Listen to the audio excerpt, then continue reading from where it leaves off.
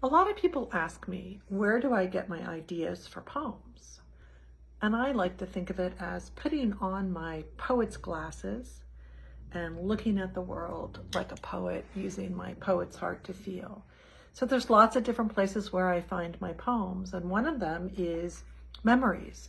And this is an old cake tin that I found in my mother's closet recently, and all these memories came back of her making a Valentine's Day cake for us and bringing it into our classroom. So I could write a poem about that.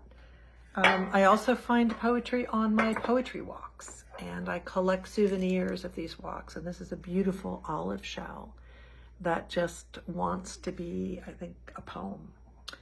And I also look through my notebook. I usually write in my notebook daily thoughts, and I find a line maybe that pops out at me. This one is, everything is connected to the wind. And I could put that on the top of a blank page and maybe write a poem, or start a poem anyway. So put on your poet's eyes, your poet's glasses, look around the world, grab a notebook, and write a poem. You can find more ideas on the link in my bio, and I have a new book called Awakening the Heart, second edition, which will be out in March. So happy poetry.